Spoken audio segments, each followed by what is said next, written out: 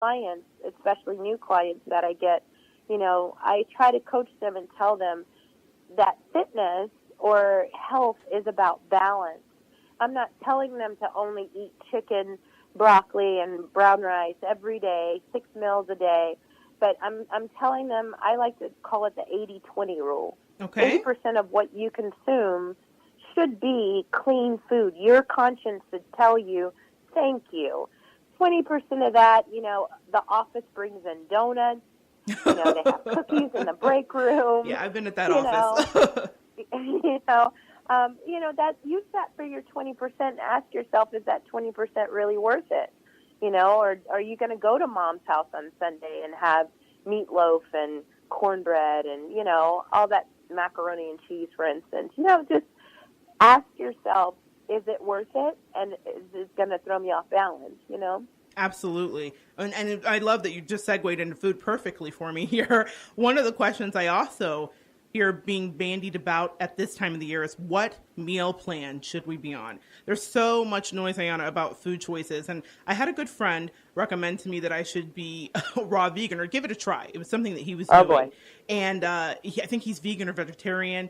And that's just when my stomach problems began. So I was really kind of desperate to find a solution before I realized I had celiac disease. However, I really dove in, and I was crazy. Like crazy, meaning that I was off balance. I couldn't think straight. I hated everyone. I was hangry. I was mad. This was absolutely not for me. And even though I loved it in theory and it worked for him, it was a major no for me. Worked brilliantly for him, but not for me. So what's your advice to people who are trying to figure out the food aspect of healthy changing? Well, Mo, food is a tender subject for everybody. And I think, and I agree with you, there is so much out there. There's Nutrisystem, there's Slim Fast, there's Purium, there's Advocare, there's, what is that, Shakeology, that's for Mm-hmm. beach bodies. There's just so much out there. Herbalife Fit, Herbal something. Fit, Herbal Life, yeah.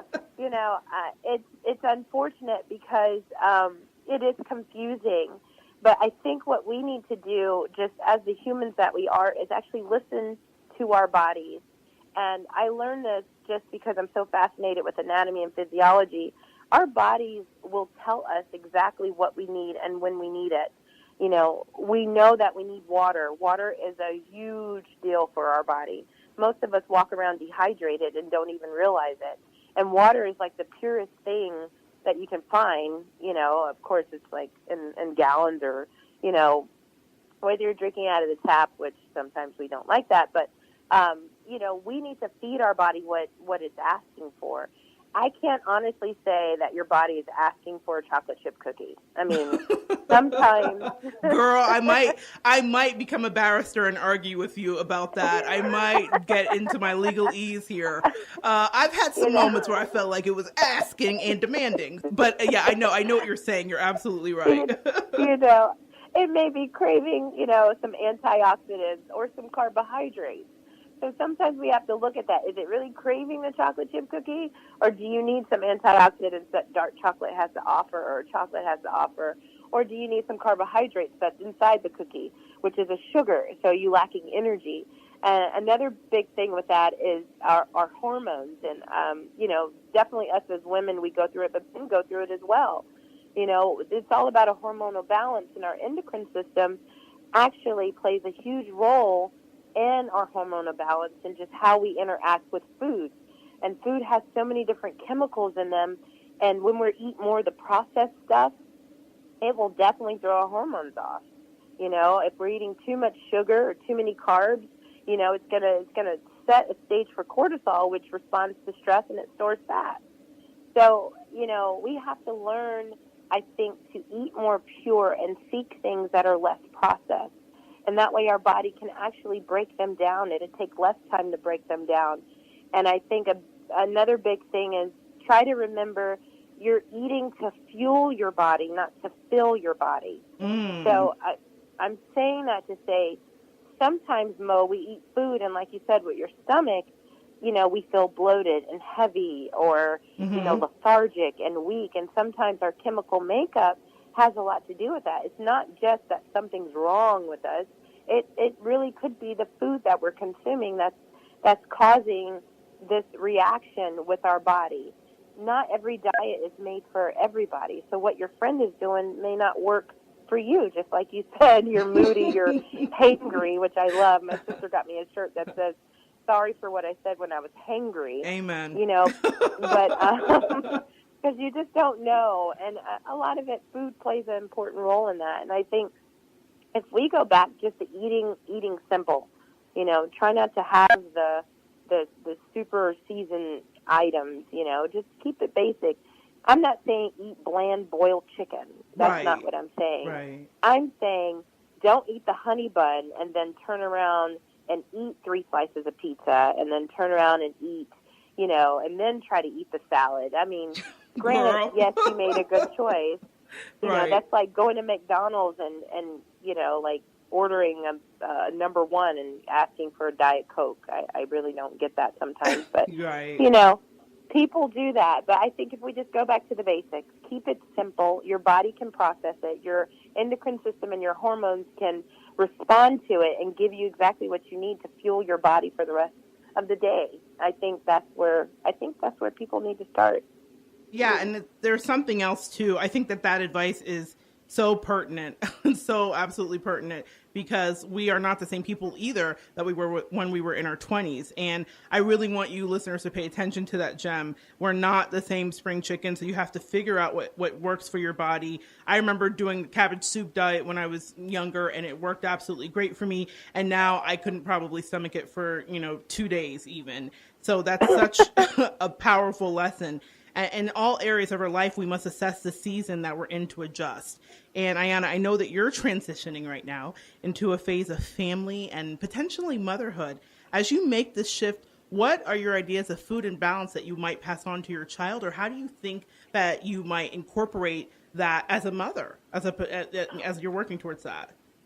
You have a really good question there, Mo, because I had to put some thought to my new transition and how I was going to intertwine my, at times, extreme lifestyle into my new adventure and family. And I reflect back on some of the moms that I've had a chance to interact with in my classes or as a personal training client.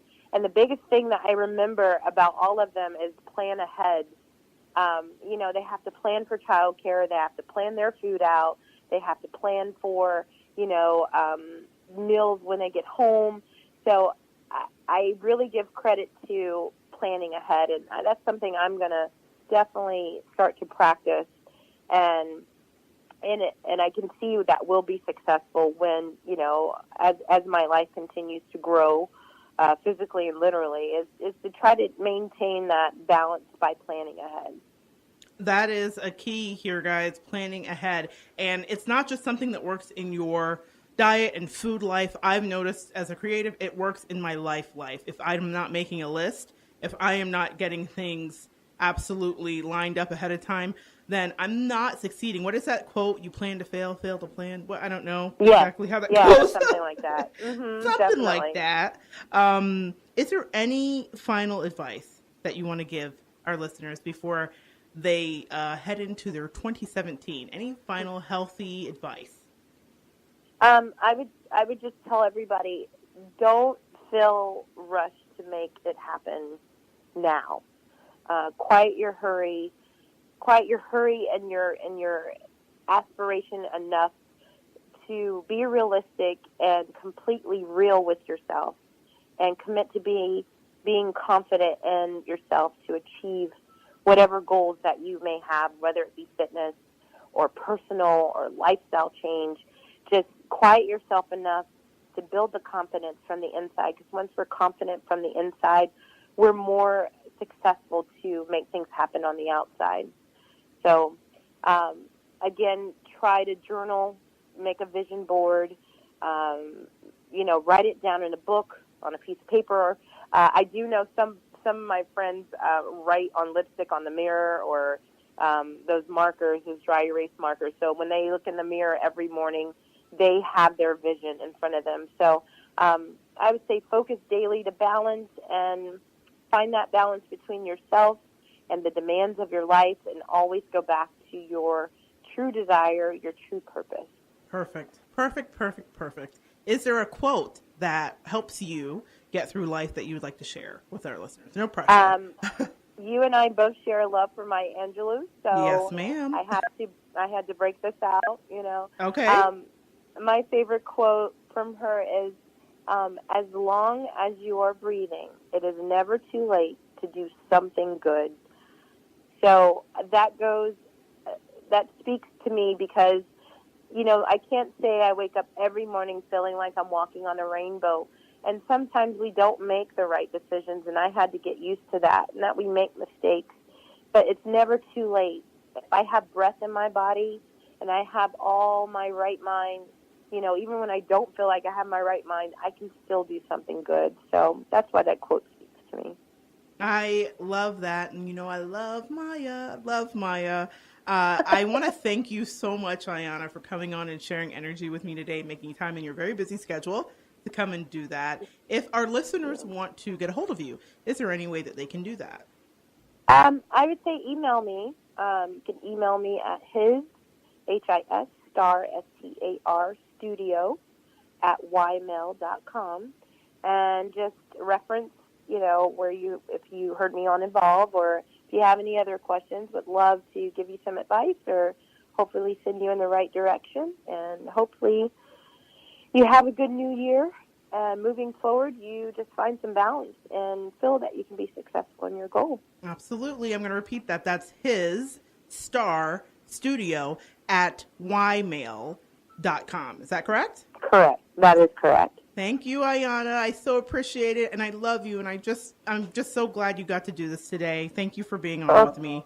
Thanks. Thank you, Mo. It's my honor and my pleasure. All right. Have a great day. You too. Bye-bye. Bye. Guys, wasn't she great? I say that for all of my guests because I really believe it. I'm always looking to find amazing people to bring to you to share their message of how they succeed in their life in whatever their chosen path is. Not everybody is painting. Not everybody is writing. Not everybody is doing exercise or dancing like Miss Ayana. We all have a thing we shine at, and that's what I always want to convey here on Evolve. I got to spend the holidays with some wonderful people, and I got to interview some wonderful people over the holidays. And one of those people, Heather, her gift is working with the energy of people and helping people get into a place where they're healthy and happy and understanding who their best selves are. And she has a gift for managing. So just because her gift doesn't look like my gift doesn't mean that it diminishes any. And just because Ayana's gift doesn't look like Heather's gift doesn't mean that it diminishes any. She's shining in her space in what she does. She's brilliant at what she does. And so shout out to you, Heather. Thank you so much for being on as well. But I just want to say we all have a platform. We all have a place that we are supposed to be. And Ayana mentioned a couple times journaling. And really quick here before we go today, I want to mention something to you that a friend of mine shared with me very recently. I'll give a shout out to Sarah in the Keys. Thank you so much for this. She mentioned to me the idea of a bullet journal. I had never heard of it. Now, I write lists. The older I get, the more lists I write. I had a friend, Terry, give me that very good advice many years ago, and it's really helped to streamline my life.